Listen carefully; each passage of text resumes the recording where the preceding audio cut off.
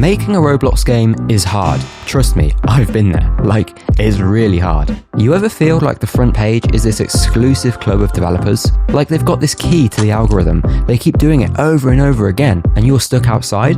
You grind for months, perfect your idea, and then some random game made in a weekend hits a million CCU. You're thinking, wait, this game? I could have made that in 2 days. It's frustrating. It makes you question everything.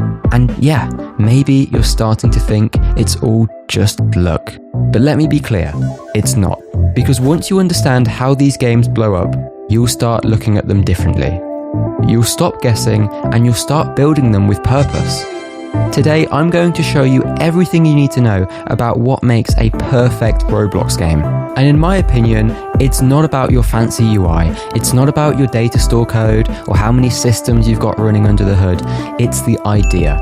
If the idea is strong, nothing else matters, everything else becomes easier. But if your idea is weak, no amount of polish or effort is going to save you. Here's what separates a good idea from a viral one.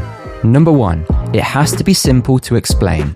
If you can't explain your game in a single sentence to a complete stranger, you're in trouble. Why? Because people have the attention span of a goldfish, especially on Roblox.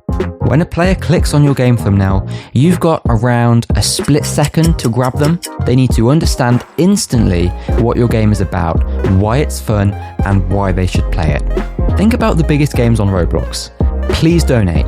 Catalog avatar creator. Throw stuff and blow things up. These games instantly tell you what they're about. If not in the name, you can easily describe it to somebody in less than 1 sentence. If it takes more than 10 seconds to get the game, most people are already gone. You don't need a 5-minute tutorial, you don't need tons of lore, you just need a simple concept. And a simple concept doesn't mean it's a basic game or a bad game. You can build in depth later, but your core loop, the main things that players do in your game, has to be obvious and engaging from the first second of gameplay. Number 2, it has to be easy to understand. Even if your game is simple in concept, is it intuitive? Do players know what to do without being told? Could they understand the game if it was set to Chinese? Is the UI too cluttered? Do they get stuck on the first screen? Or do you instantly give them control and agency, allowing them to explore, collect, and get straight into the game? The biggest Roblox games are just the simplest ones, the ones where you can jump in straight away and get going. Players load in, and within seconds, they are playing, not learning how to play.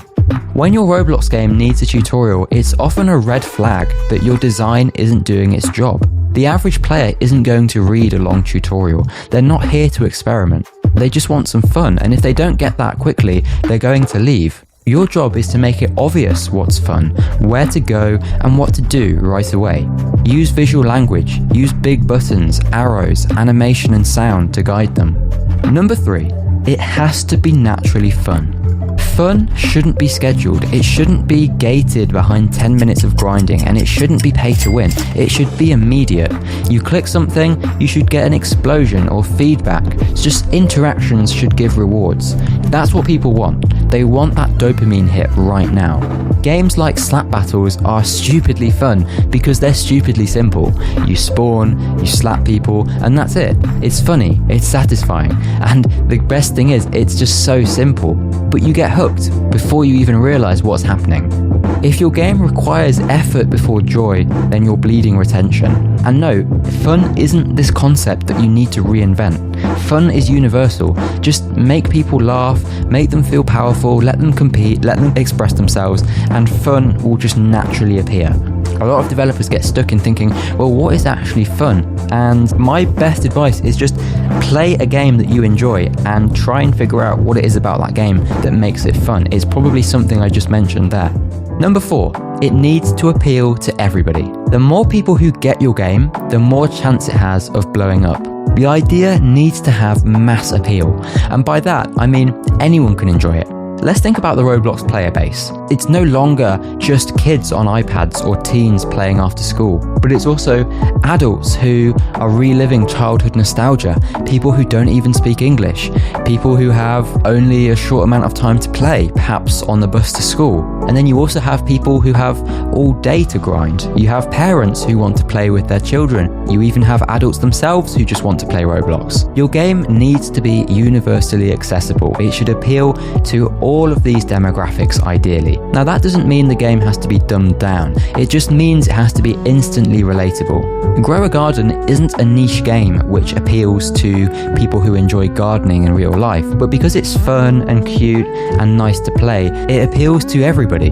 Whether you're a kid, 5 years old, 10 years old, or even 40 years old, you can get some enjoyment and satisfaction out of growing your own garden and waiting there watching the plants rise. Now, I think it's impossible to create a game which attracts everybody, right? Because not everybody enjoys fish, not everybody enjoys Please Donate or Grow a Garden.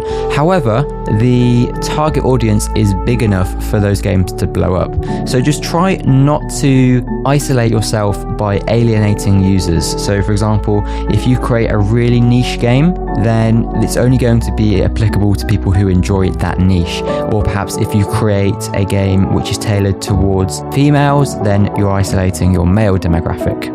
And number 5, and probably the most important as part of the idea, is that your game has to bring players back, also known as retention. It's not enough for players to join your game once. They need to feel pulled back, like something's waiting for them. It's no longer about getting that 10 minutes of session time and feeling like you deserve a medal.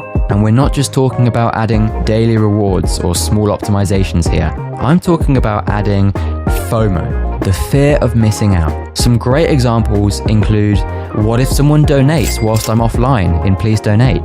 That makes the user want to stay all night. Or what if a rare item drops whilst I'm gone? What if I fall behind my friends on the leaderboard? This is what you want your players to feel. You want them to feel that anxiety of missing out, because that is the ultimate retention weapon. Think about Instagram stories.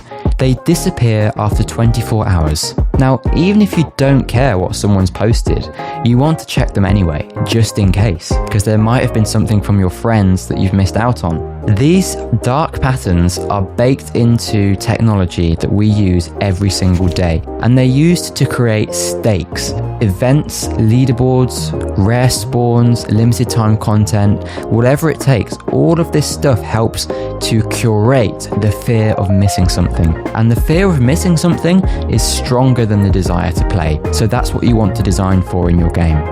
So now you've got your idea is fun. How do you get players, I hear you ask? Well, 2 words, the algorithm. I'm sure you've heard about this before and you feel there's some mystery surrounding it, you don't know how to break through or what it even does. Well, when Roblox recommends your game, you get free traffic. No ads needed, no influencers needed, just pure organic discovery.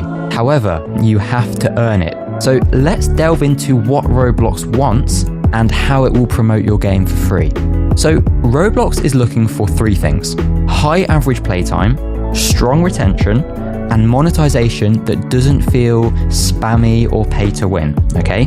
Because at the end of the day, Roblox wants to keep people on its platform for as long as possible. So it's only going to promote the games that are keeping players on the platform for as long as possible, encouraging them to spend and bringing them back to the platform again, okay? Because you want to build some IP, some content which when people are at school or at work, they're thinking, I want to go back on Roblox because I want to play this game. If your game is doing that, Roblox is going to promote you. So how do you get your game into the algorithm?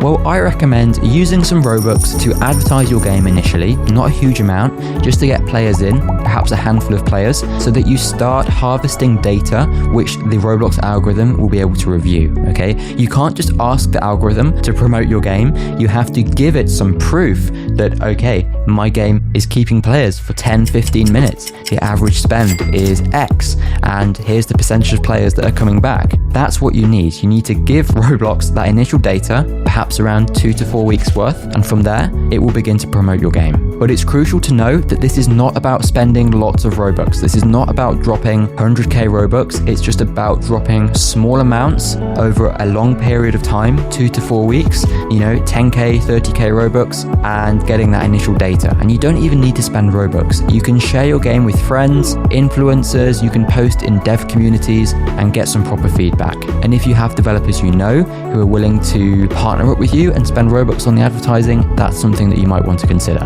That's why it's so important to collaborate and find partners and offer value to each other. Do some commission work, get some Robux, build some connections. You know, it's not just about making Robux, you're building trust with other developers who you can then perhaps partner up with later on. If you're unknown with no budget, it might not be the time to go all in on one project, but it doesn't mean you're stuck, because you can build passion projects, you can do commissions, just make things for fun to build your skills. And the great thing about Roblox is that the platform is still dominated by thousands of games built by people like you in just a weekend in their bedroom, such as Please Donate, Catalog Avatar Creator, etc. It's not about huge AAA studios, it's about the indie creator who understands the platform and understands what players want.